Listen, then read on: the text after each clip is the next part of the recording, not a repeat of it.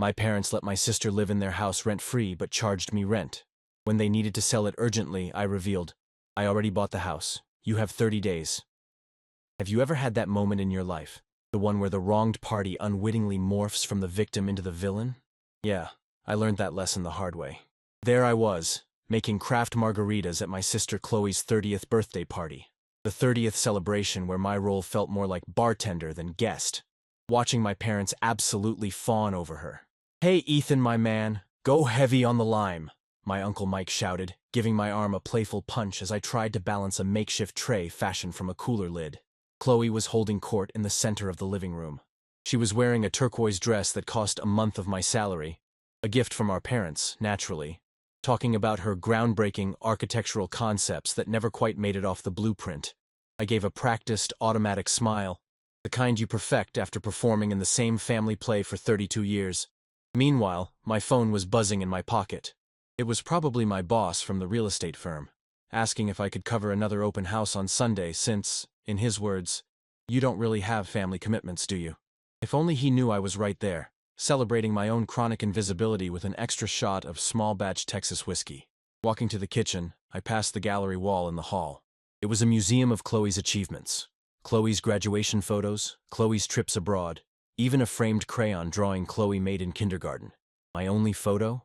A small frame from when I won the state mathlete competition at 15, strategically hidden behind a fake plant Aunt Carol brought back from Santa Fe 5 Christmases ago. Do you ever feel like a tourist in your own family's history? If so, welcome to my life. And for those of you out there who've ever felt unseen in your own family, stick around. The story of how I went from the overlooked son to the secret owner of my parents' house is just getting started. Chloe possesses the kind of beauty that people politely call a strong personality. She has voluminous brown hair she claims is naturally wavy. Spoiler, it's not. Green eyes inherited from our Portuguese grandmother, the only genetic trait she deigns to acknowledge. And a supernatural talent for turning any conversation into a monologue about her professional anxieties. "I just can't work in a corporate office, Ethan. You know I've had social anxiety since I was 8, she explained to me for the 1,000th time, right before posting her 10th Instagram story of the night, showing off the custom cake my parents ordered from the most expensive bakery in Austin to her 12,000 followers. This is the same Chloe who, 5 years ago, received a diagnosis of mild social anxiety after having a panic attack when our dad suggested it might be time for her to start paying her own credit card bill. I watched as Chloe hugged Julian, her new conceptual artist boyfriend, translation, unemployed with a well-groomed beard. They met 3 weeks ago, and he was already living in her room, upstairs in our parents' house. The same room she decorated with designer furniture while I pay $200 a month in rent for the privilege of using my old bedroom as a guest room on weekend visits. You can feel the irony dripping down, can't you? And don't get me wrong, I did try to live on my own after college. I did the whole roommate thing, those makeshift apartments with empty refrigerators and late utility bills. But my father insisted I needed to learn to take care of my own affairs by moving back home. Translation: I had to pay for the privilege of sleeping in my childhood bed while Chloe had an entire floor for free. "It's because you have a stable career, son," my mom would explain. Chloe is still finding her path, as if 5 years post-architecture degree was still a trial period. Unfair, right? But hold on.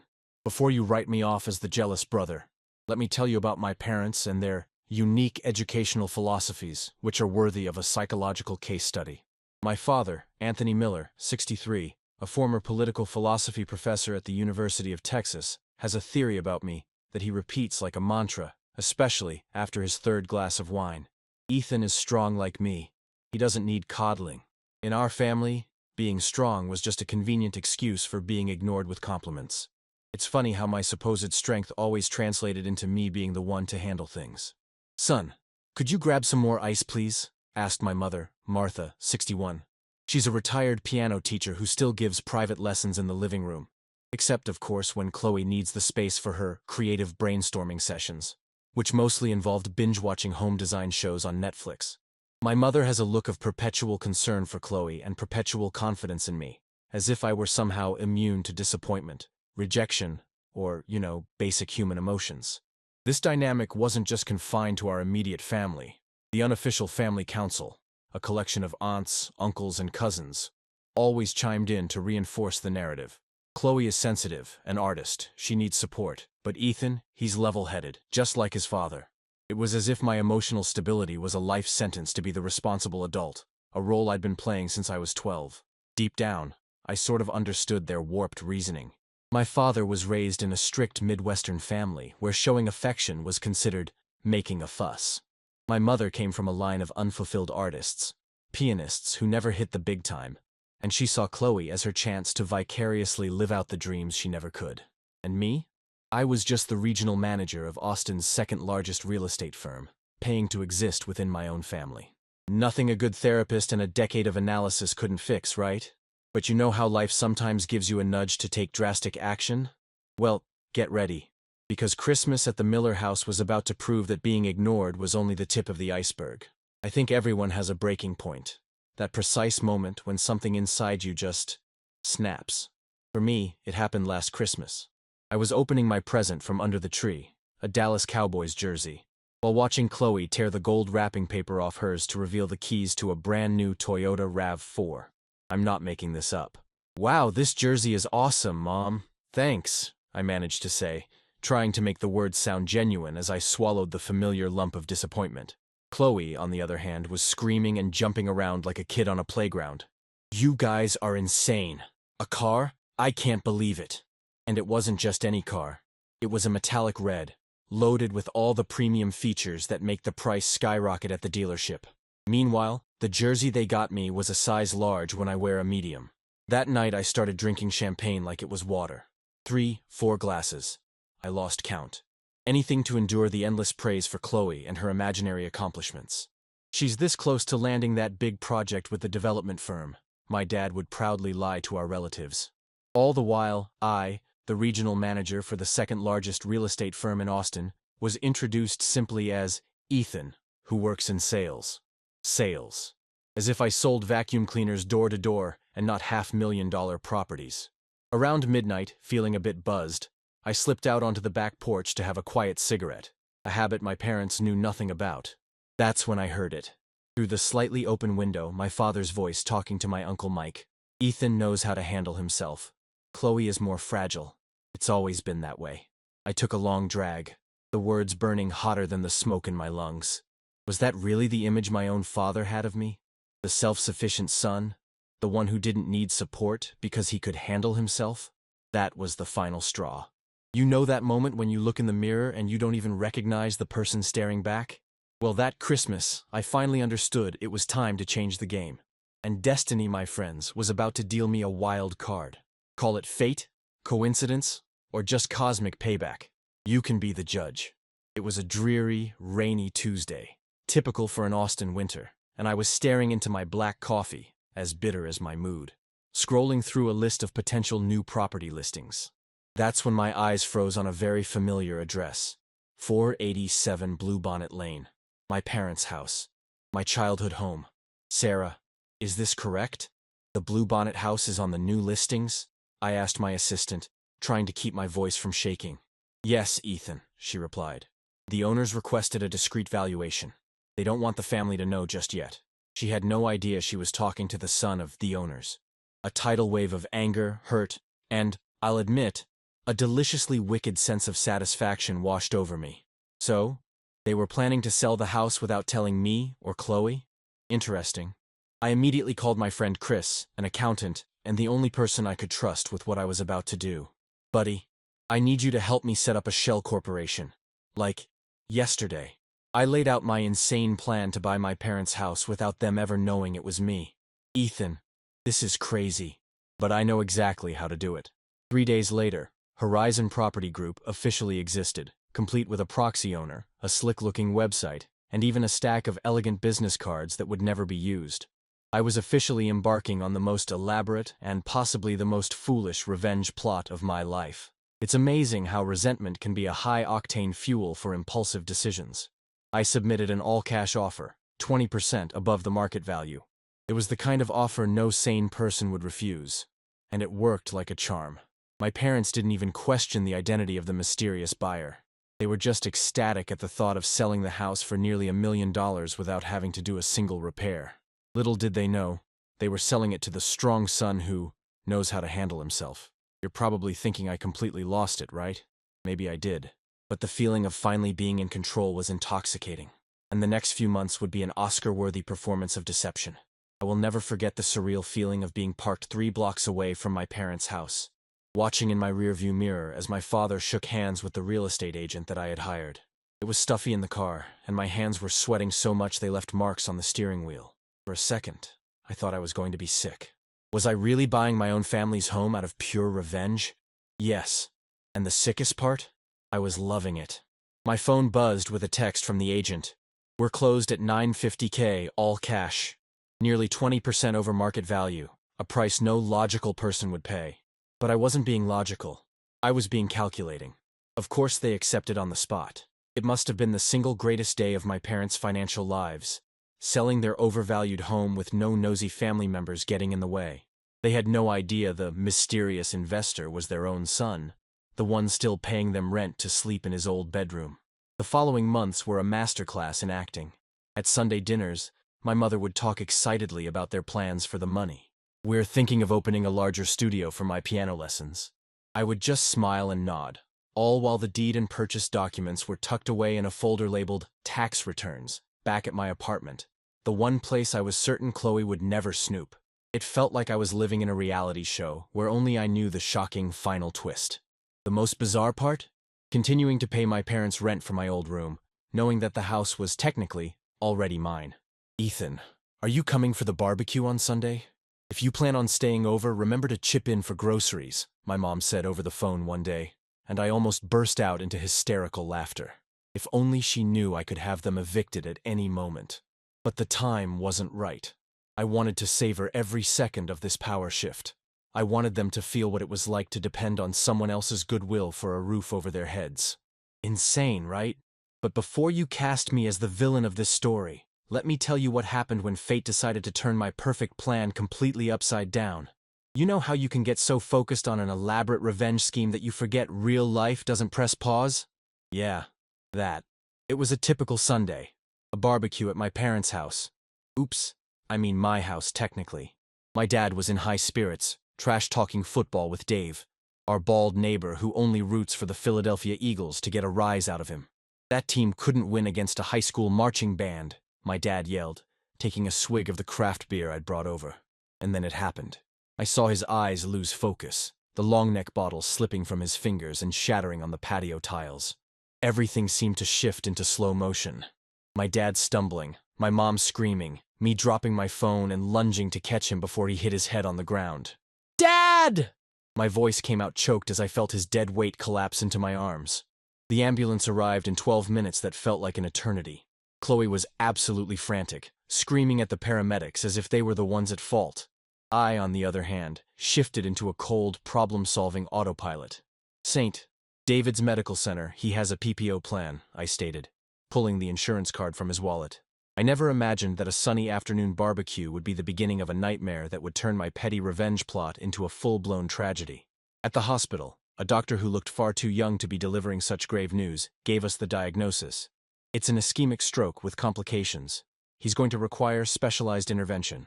Then came the part about the costs, the high-deductible plan that would only partially cover the astronomical fees, and the whole conversation that, when translated, simply means, get ready to drain your life savings. The universe must have a sick sense of humor. They had just sold their only major asset, to me, and had yet to invest the money. The money that I no longer had because it was all tied up in the house. You ever have one of those moments where it feels like the cosmos is pointing at you and having a good laugh? I had just executed the perfect revenge, only to realize it was a trap I had set for myself. Ischemic stroke with complications, the young doctor repeated, his words hanging in the sterile air. He'll need an intensive surgical procedure, followed by aggressive physical therapy.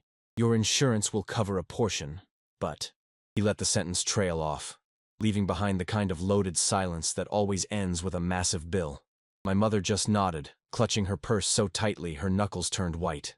3 days later, I found her in the kitchen, surrounded by a mess of papers at the dining table. She was staring at her online banking portal, the numbers on the screen looking more intimidating than any medical chart. "Mom, do you need some help?" I asked, though I already knew exactly what this was about. "Son, I didn't want to drag you into this, but she hesitated, running a hand through her graying hair. We have to sell the house. It's the only way we can afford your father's treatment. My blood ran cold. The sheer irony of it all hit me like a physical blow. They couldn't sell what was no longer theirs to sell, and I was the one who owned it. Just then, Chloe walked in, her eyes puffy from days of crying. When she overheard the conversation, she let out a shriek that probably rattled the windows. Sell the house? But where am I going to live? Not, how is Dad? Or, what can we do to help? Classic Chloe. My mother tried to placate her. Honey, we can rent a small apartment. Chloe cut her off. With Julian? No way! He needs studio space for his sculptures. Oh, right. The sculptures. A collection of stacked cardboard boxes he called a commentary on the fragility of consumer society. In that instant, something inside me snapped. The time had come. I watched my mother try to console Chloe, who was now sobbing dramatically about the impossibility of living in a smaller space, while my father was in a hospital bed, fighting to relearn how to move his own limbs. A lump formed in my throat, quickly followed by a wave of calculated coldness. This was it. This was the moment to reveal my hand, to show them that the strong son had finally taken control. I held the power to either save them or ruin them. And listening to Chloe cry about her boyfriend's cardboard boxes, ruin was looking a lot more appealing. Have you ever considered how a single sentence can change everything? How one revelation can turn you from the victim into the villain in a heartbeat? I was about to find out. The ICU waiting room at St. David's had that distinct smell of antiseptic mixed with burnt coffee. My mother, Chloe, Julian, yes, he miraculously showed up, and I were sitting in those deeply uncomfortable plastic chairs, discussing the next steps. I've already called a few real estate agents, my mother said, her voice strained. I almost laughed. Almost. I found one who promises he can sell it quickly. That won't be necessary, I said calmly, pulling a folder from my backpack. I felt 3 pairs of eyes lock onto me, my mother's brow furrowed in confusion. What do you mean, son? I opened the folder slowly, savoring every single second of a moment I had mentally rehearsed for months. You can't sell the house, I explained, sliding the documents onto the makeshift coffee table between us. Because it already has a new owner. I bought it 6 months ago through the Horizon Property Group. The silence that followed was so thick you could cut it with a knife. My mother's face went pale, as if she'd just seen a ghost. Chloe, however, turned a shade of crimson that I knew preceded a volcanic eruption. What? She shrieked, earning a sharp glare from a passing nurse. You bought our house? How? Why? That's when I delivered the line I had been holding on to like a dose of poison. You have 30 days to get out, all of you. My father, semi-conscious in a room down the hall, couldn't hear me, and maybe that was for the best. The fallout was exactly what I'd imagined, only 1,000 times worse. My mother, always so composed, dissolved into the kind of silent, heartbreaking tears that gut you. Chloe was screaming disconnected phrases about betrayal and family. Julian, the artist, was muttering something about toxic negative energy. And me? I just stood there, finally the center of my family's attention, just like I'd always wanted. Except, instead of the satisfaction I expected, a vast, hollow emptiness was expanding in my chest. Revenge has a strange aftertaste. It's sweet for a second, then it turns into something bitter that sticks in your throat. You ever have that feeling where the words leave your mouth and you immediately want to snatch them back? The sense of triumph lasted for exactly 12 hours, right up until my doorbell rang the next morning. I got home that night feeling off. I was supposed to be celebrating, wasn't I? I had just pulled off the ultimate revenge. I tossed my keys onto the small table in the entryway of my rented 500-square-foot apartment and collapsed onto the couch, waiting for that rush of vindication. But all that came was nothing. A deep void, like I'd swallowed a black hole. My phone wouldn't stop buzzing. 27 missed calls. Aunts, uncles, cousins, even our old neighbor Dave had called. I swear I have no idea how he got my number. I powered the phone off and opened a beer, one of those bitter IPAs I usually can't stand. As I sat there in the quiet, I caught my reflection in the dark screen of the TV. Messy hair, dark circles under my eyes, and an expression I didn't recognize. Who was that guy? He looked terrifyingly like the villain of the story. Sleep? Impossible. I spent the entire night flipping through mindless late-night TV channels, haunted by the look on my mother's face when she saw those documents.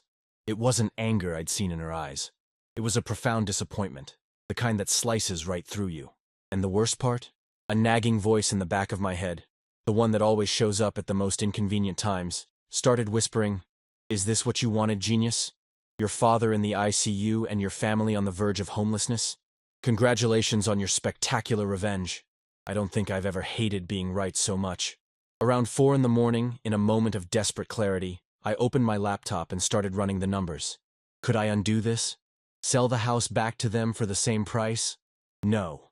I'd used every penny of my savings. There were contracts signed, lawyers involved, and even if I could magically reverse the sale, how would I even begin to explain it? Sorry, family. I just wanted to get back at you for a lifetime of making me feel invisible. Just try to imagine that conversation over Sunday dinner. I had painted myself into a corner and dragged everyone else in with me. Have you ever felt like you've won the battle only to lose the war? The emptiest victory of my life was about to get a whole lot worse, thanks to a visitor I never would have expected. The doorbell rang at 7:16 a.m. I know the exact time, because I never get visitors, especially not at such an ungodly hour. I opened the door in my pajamas, an old worn-out college sweatshirt from a long-forgotten office gift exchange, and almost stumbled backward. My mother was standing there, holding a worn cardboard box. No Chloe, no drama. Just her, looking small and exhausted, her eyes red from a sleepless night. "May I come in?" she asked, using the polite, detached tone she reserved for strangers. Strangers. I was so stunned all I could do was step aside. She walked in, her gaze sweeping over my messy apartment. Socks on the floor, frozen dinner trays on the counter, the typical disaster zone of a 32-year-old man who lives alone and certainly wasn't expecting his mother, the victim of his stupid revenge plot. "Your father always thought you were strong, just like him," she began, perching on the edge of my couch. "Perhaps too strong. It was his own broken way of trying to prepare you for the world."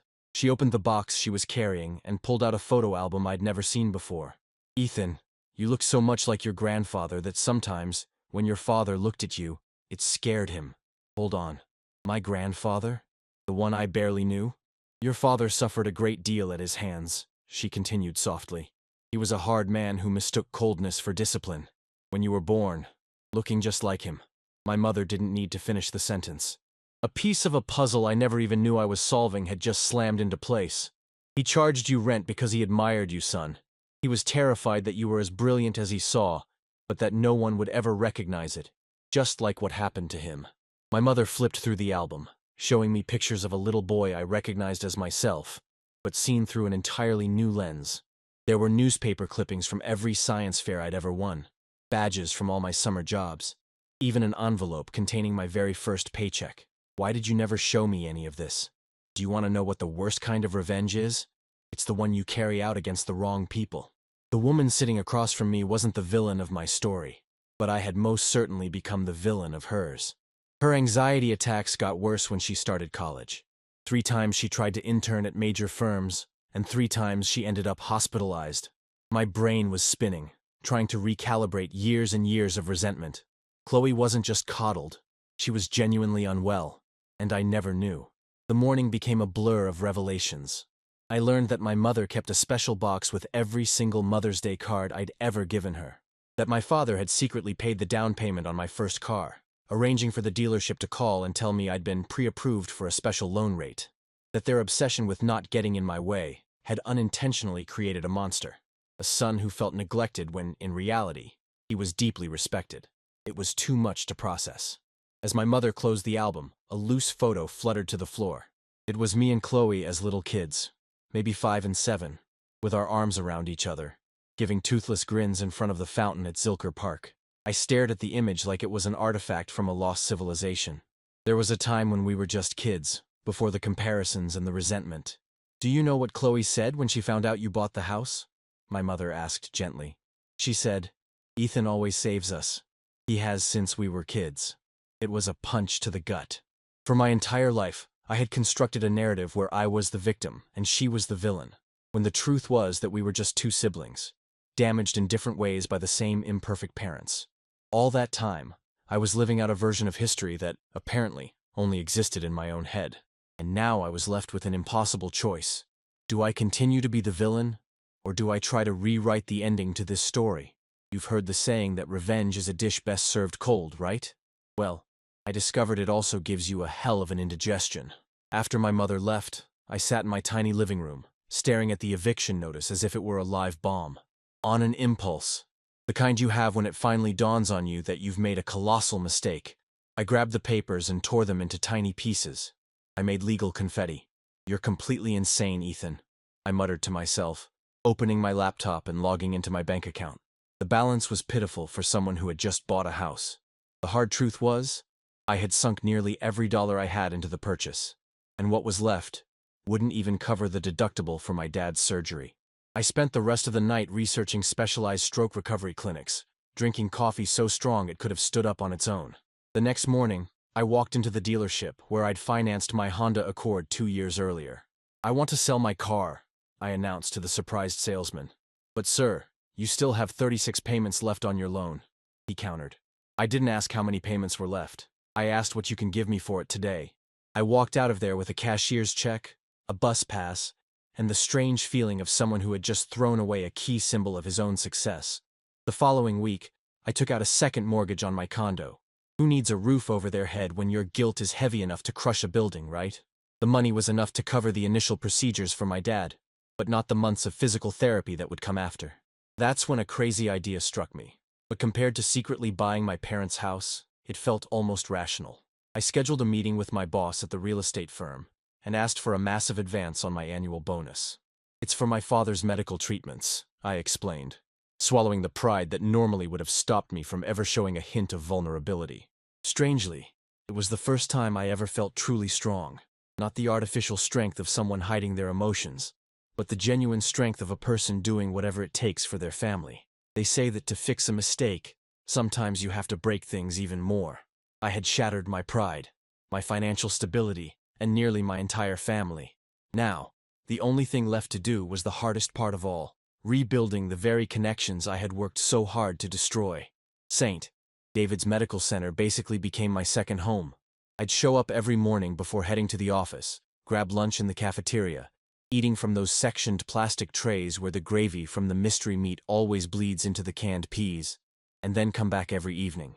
My dad, who was conscious now but still struggled to speak, would just look at me with confusion. "Why, here, so much?" he managed to ask one day, the words slurring from the unaffected side of his mouth. "Because I'm your son," I said, keeping it simple. No elaborate explanations, no confession about my failed revenge plot, just that. And for the first time in my life, I saw my father cry. It wasn't a quiet, restrained, manly tear. He sobbed, deep and uncontrollably, making the nurses rush in, thinking he was having another episode. "I'm also your dad," he finally got out when he calmed down. I swallowed hard, trying to hold it together because men don't cry in hospitals, right? What a stupid idea. I cried so hard I soaked the corner of his hospital-grade bedsheet. Chloe showed up on a Tuesday, looking awkward and holding a paper bag from McDonald's like it was a peace treaty. "I brought an Oreo McFlurry. Is that still your favorite?" she asked, avoiding my eyes. I nodded, caught completely off guard. We sat in the hospital cafe, two strangers pretending they hadn't shared a childhood. "So, you bought our parents' house," she started, fiddling with her straw. "Actually," I corrected her gently, "I bought our house." And just like that, we began the strangest, most painful, and most necessary conversation two resentful siblings could ever have. It was like dismantling a bomb, one wire at a time. She told me about the panic attacks she'd had since she was a kid, about feeling like a constant failure because she couldn't hold down a normal job like me. I told her about feeling invisible, about always paying for everything while she seemed to get it all for free.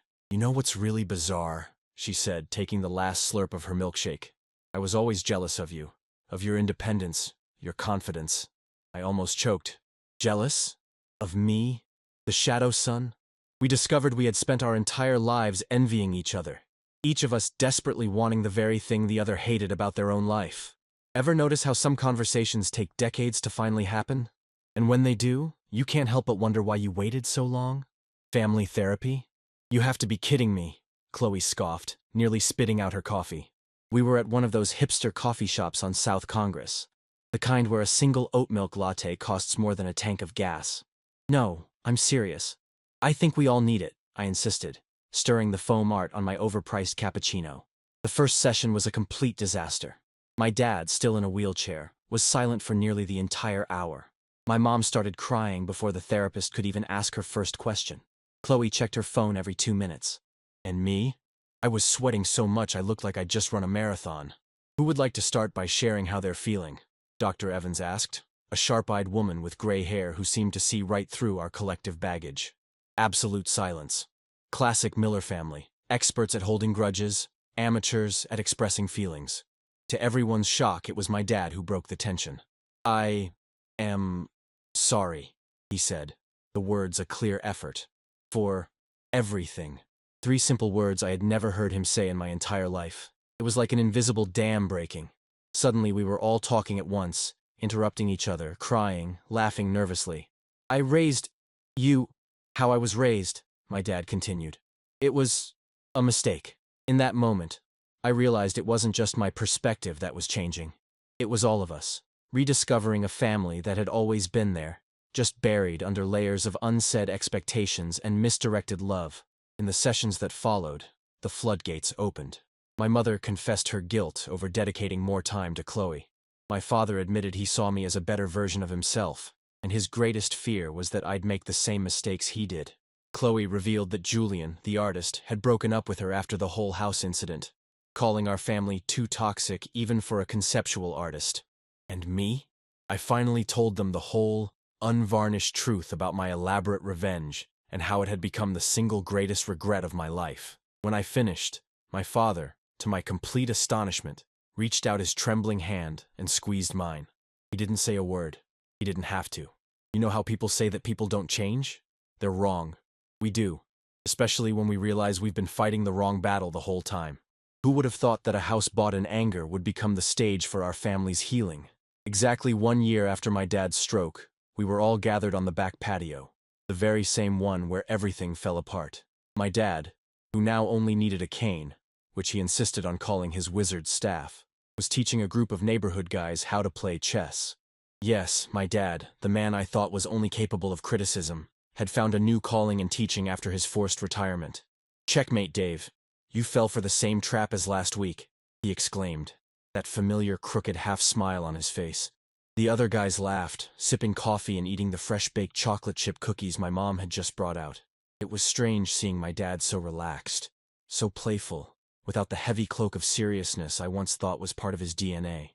"Ethan, come over here and show Mr. Henderson that move you taught me," he called out, making me choke on my iced tea. My father? Admitting that I taught him something? I walked over to the chess table set up on the patio, breathing in the scent of rosemary from the garden Chloe had planted. That's right. My sister was now growing herbs and had become a legitimately talented landscape designer. After conceptual Julian vanished at the first sign of a real crisis, taking her expensive acoustic guitar with him, Chloe finally discovered something that made her happy without needing anyone else's approval. I looked at her, watering her plants, then at my dad, teaching chess, and my mom, humming in the kitchen. It was a scene straight out of a Pottery Barn catalog, almost too perfect to be real. But you know what? For the first time in my life, I didn't feel like an outsider looking in on the advertisement. Oh, and the house? Well, after many uncomfortable conversations, several therapy sessions, and a few legal consultations, I transferred the property into a family trust where we all held equal shares. No one paid rent, but we all contributed to the expenses proportionally. I had moved into a condo just 2 blocks away, small, but it was mine. And on the weekends, when I came over for lunch, no one ever mentioned me chipping in. Small victories that, in the end, felt monumental. Who would have guessed that me, Ethan, the perpetual sidekick, would find my place without needing a deed or a revenge plot? But life, it turned out, still had one more surprise waiting for me. "What are you so focused on in that phone, son?" my mom asked, catching me red-handed during Sunday lunch. I nearly choked on a piece of brisket, her specialty, with a dry rub and a slow smoke that takes all day and is worth every minute. "Oh, it's nothing, Mom," I replied, but she was already leaning over to peek. "Things I've learned about my family, Volume 1, she read aloud, making my dad and Chloe stop mid-chew and stare at me. My face went crimson. "It's just a list," I stammered. "Kind of like a journal." Chloe held out her hand. "Can I see?" Before I could object, she was scrolling. "Item 923, Dad doesn't actually hate my friends. He just doesn't know how to converse with people born after 1980. Item Nakon 24. Chloe isn't lazy, she's just terrified of failure, so sometimes she doesn't even try. She looked up at me, her eyes getting misty. Have you been psychoanalyzing me, bro? It was the first time she'd called me that in years. My dad cleared his throat, the trademark sound that always came before one of his important pronouncements. I've been learning a few things too, he said, his voice still a little rough around the edges. I've learned that raising children isn't like teaching philosophy. There's no single right answer. He reached his trembling hand across the table and held mine, a gesture so unexpected I almost knocked over my glass. And I've learned that you, Ethan, were always more than I gave you credit for. At that moment, a warmth spread through my chest that had nothing to do with the brisket. It was a new, unfamiliar feeling I would later identify as belonging. Chloe scrolled a bit more on my phone and then burst out laughing. Item number 41. Mom doesn't sabotage my relationships on purpose. She just genuinely believes no one is good enough for her kids. My mom blushed. Well, that's not entirely untrue, she admitted, and for the first time in ages, we all laughed together. Suddenly, we were sharing our own mental lists, those quiet observations we make about the people we love but never say out loud. It felt like we were finally getting to know the complex, imperfect people we actually were, not the roles we had been assigned. Isn't it funny how the biggest lessons in life often spring from our biggest mistakes? Surprise! I nearly jumped out of my skin when I opened the door to my new condo and was met with a blast of confetti, balloons, and a chorus of shouting people. A surprise party for my 33rd birthday, organized by my family, for me. The zombie apocalypse had to be imminent, because this was less likely than the dead rising. It was Chloe's idea, my mom whispered, giving me a tight hug. I looked over at my sister, who was grinning from ear to ear, holding an over-the-top cake with blazing number-shaped candles. You deserve it, Rye, she said simply. My condo was packed, colleagues from the firm, a few old college buddies I didn't even know my family had the contact info for, and even Chris, my accountant, who gave me a look that screamed, I'm just glad we didn't get arrested. Later that night, after the guests had left, and it was just my small family helping me clean up the mess, I had an epiphany while putting dishes away in my new kitchen. The house, our parents' house, which was now legally our house, was never the real issue. The issue was that I had never truly felt like I was a part of it, and no deed, no revenge scheme, no legal document could ever give me what I really wanted, the certainty that I mattered. Luckily, I didn't need a house to prove that anymore. I had something so much better. I had them. Flawed, imperfect, sometimes infuriating, but undeniably mine. And finally, I was theirs too. Before they left, my dad pulled me aside in the hallway. It was just the two of us. He leaned on his cane, looking at me with an intensity that used to make me squirm. You know, son, he began, his voice firmer than it had been in months. I spent my whole life trying to protect you from me, from my ways. I thought if I was hard on you, you'd end up stronger than me. He paused, taking a deep breath. I just didn't realize that you already were. You always have been. I opened my mouth to say something, but no words came out. Some truths are too big for a simple reply. So I just hugged my father, feeling both his new fragility and his old strength all at once. It seemed my story of revenge had turned into something else entirely. But if you think you've seen all the twists, get ready for the biggest one yet. Positive, Patricia, my girlfriend of 8 months, said, holding up the pregnancy test with trembling hands. We sat on the edge of the bed in our room, a shared silence hanging in the air as we processed the news. We hadn't been planning for it, but we hadn't been preventing it either. It was the kind of surprise that's equal parts terrifying and thrilling. I'm going to be a father, I whispered, feeling the full weight of that word, father, with all its historical baggage of expectations, mistakes, and possibilities. We told my family the following Sunday during our traditional lunch at the house. The reaction? The absolute opposite of what I would have imagined 2 years ago. My father wept openly, without a hint of shame. My mother embraced Patricia as if she were a long-lost daughter she had finally found. And Chloe? My sister absolutely lost her mind, immediately going into overdrive about decorating the nursery, buying baby clothes, and becoming, in her own words, the most obsessed aunt in the entire country. Later that night, I stood alone on the back patio, while the sounds of celebration still echoed from inside. I made a silent promise to the tiny person growing inside Patricia. You will never feel like you're in second place. You will never have to wonder if you are loved. You will never need to buy our house just to get our attention. I felt a hand on my shoulder. It was my dad, who had approached quietly with his cane. "You're going to be a great father, son," he said, his eyes on the stars that were beginning to pop out in the vast Texas sky. "How do you know?" I asked. He smiled, that crooked half-smile that had become his trademark. "Because you learned from my mistakes. And that, Ethan, is the only thing we can truly hope for in this life. That our children will be better than we were." We stood there for a long moment, side by side, no more words needed. 7 months later, as I held my daughter for the first time, I finally understood what my father meant. Looking down at this tiny bundle with wide, curious eyes that stared back at me with an absolute and irrational trust, I realized that everyone is just doing the best they can with the tools they've been given. My parents, as flawed as they were, had done their best with what they knew. And now it was my turn. Just as flawed, just as terrified, but with one advantage. I had learned that love doesn't have to be complicated. Sometimes it's just about showing up. Sometimes it's about saying what you feel out loud. And sometimes it's about not charging the people you love rent, both literally and metaphorically.